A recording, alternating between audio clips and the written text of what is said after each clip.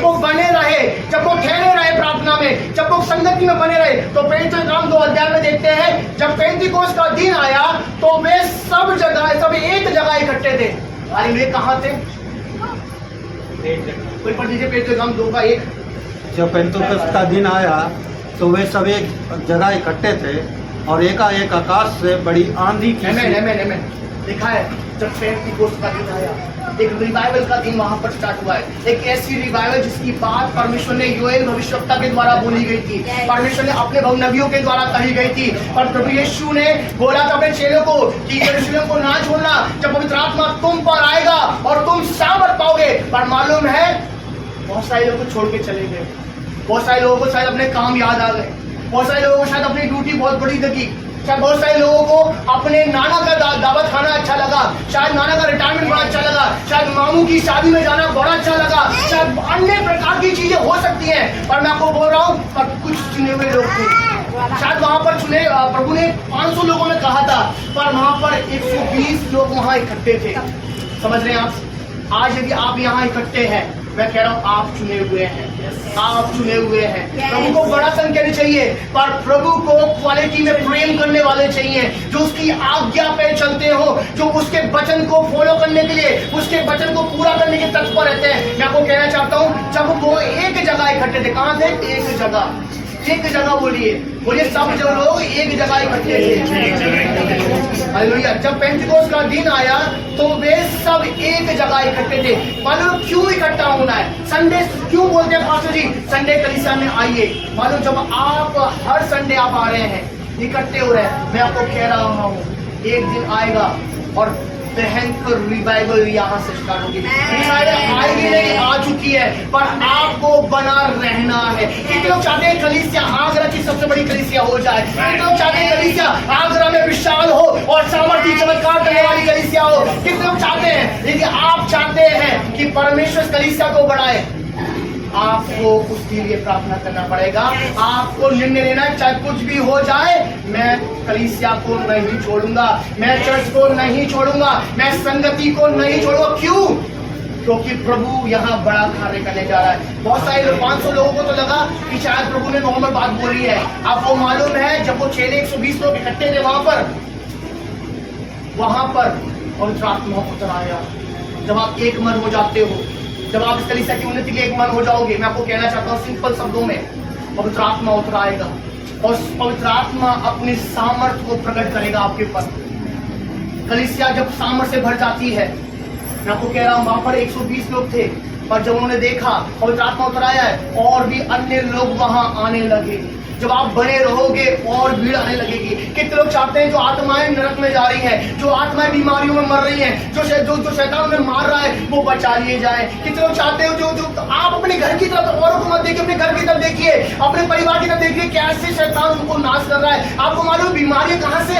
अपना बीमारी तो शायद शरीर की कमी से, शैतान का दिया हुआ बच्चा है वो बीमारी, शैतान का जन्म हुआ बच्चा है वो शैतान की दुष्टात्मा से जन्म देती है, शैतान से जन्म देता है, शैतान के द्वारा उत्पन्न होती बीमारियां। पर मालूम है यदि आप चाहते हैं कि आपका परिवार बचाया जाए, आप चाहते हैं आपका नगर में परमेश्वर कार्य करे, आपको एक जगह इकट्ठा होना पड़ेगा, आपको वचन को मानना पड़ेगा। मालूम है यूहन्ना और पतरस ये लोग उस वचन को पूरा कर रहे हैं, और जब पूरा कर रहे हैं तो पवित्र आत्मा का सामर्थ्य उतर आया है। जब पवित्र आत्मा उतर आया और लिखा है हम देखते हैं एकाएक आकाश से बड़ी आंधी की सनसनाहट का शब्द हुआ और उससे सारा घर जहां वो बैठे थे गूंज गया और उन्होंने आग की सी जीवें फटती हुई दिखाई दी।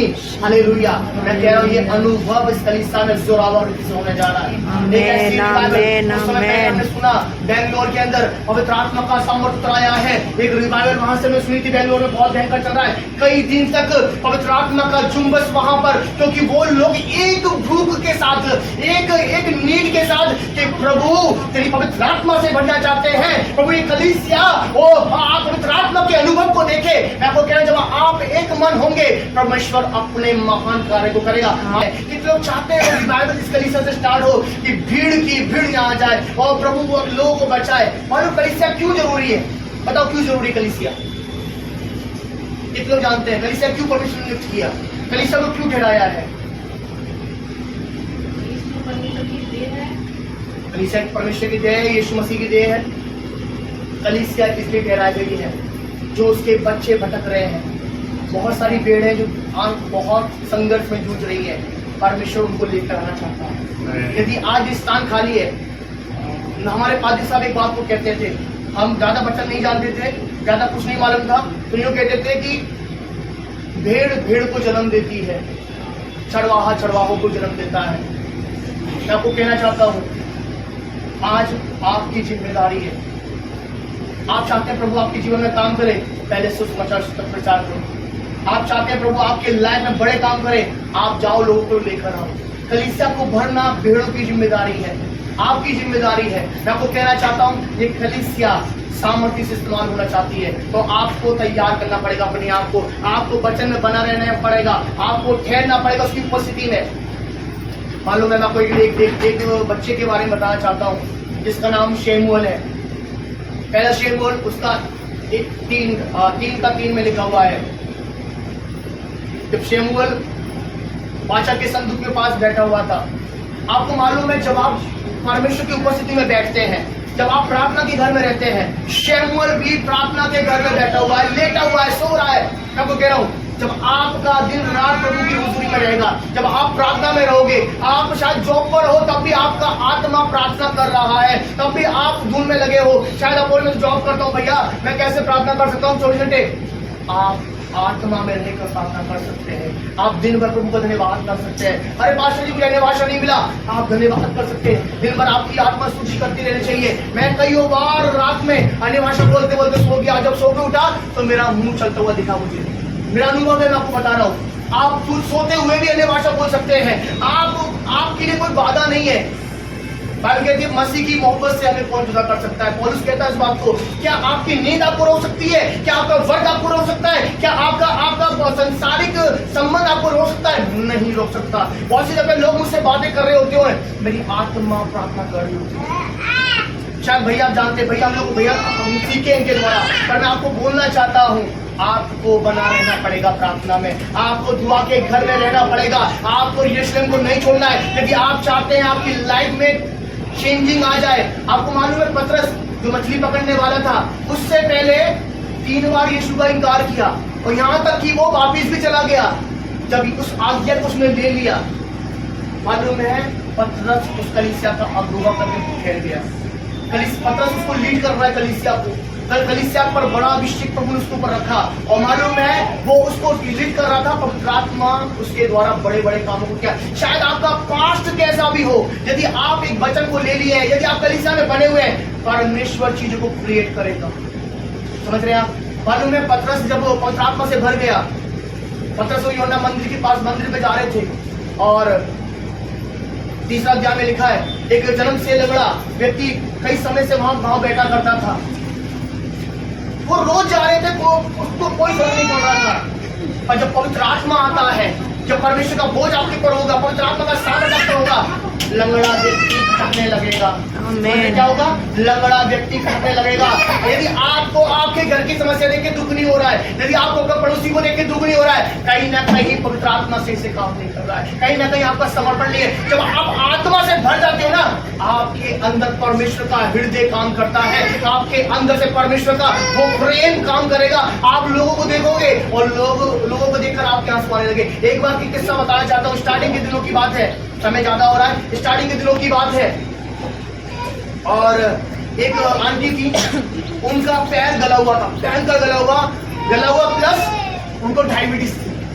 अब बोलिए, गला हुआ था पैर और डायबिटीज थी, और वो दवाई कराई थी और डॉक्टर को, और वो सही नहीं हो रहा था। कई समय मिल गया, नहीं हो रहा है। आपको मालूम है, मैं उस घर में गया और मैं प्रार्थना करने लगा, और पता नहीं मेरी आंख एकदम से खुली और उनके घाव की तरफ गई, और जैसे घाव की तरफ गई मेरा आंसू बहने लगा। पहले तो मैं देख रहा था कि अरे बड़ा गंदा पैर दिख रहा है, अजीब सा दिख रहा है, बड़ा घिन आ रहा था मुझे।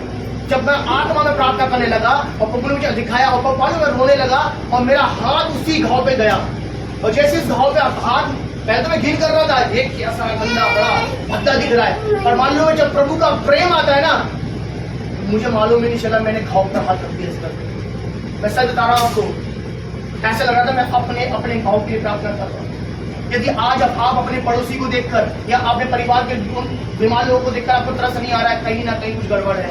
कलीसिया पवित्र आत्मा से भरे हुए लोग प्रभु के प्रेम से भरे हुए हैं, नॉर्मल जी भी सकते हैं। मालूम है पवित्र आत्मा पाया व्यक्ति एक नॉर्मल जीवन भी जी सकता है, एक साधारण जीवन भी जी सकता है। पर मालूम है एक पवित्र आत्मा से भरा हुआ व्यक्ति जब वो बीमार को देखेगा उसके आंसू से बहने लगेगा।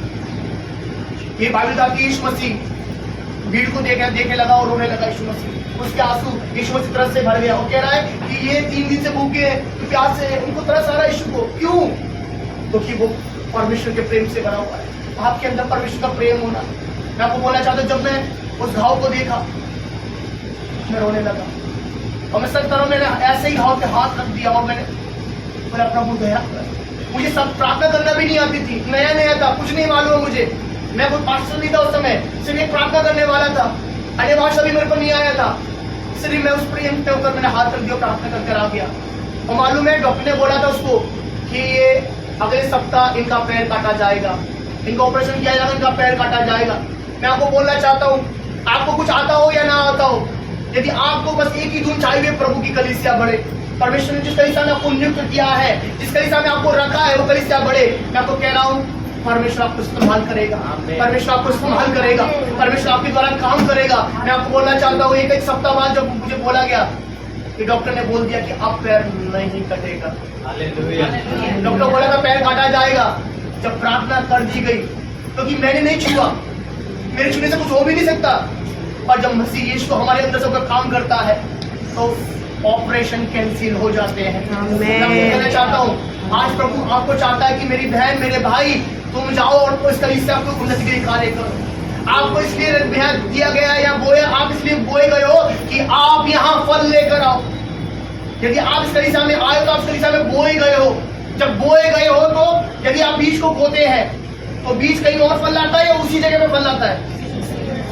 तो कुछ लोग तो कुछ और जगह फल ला रहे हैं।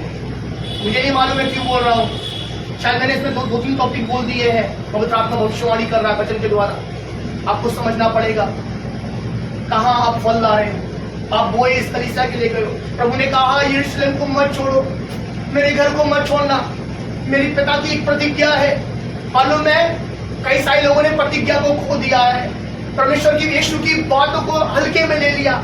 और जिन्होंने लगातार बने रहे, लगातार संगति करते रहे, लगातार प्रार्थना करते रहे,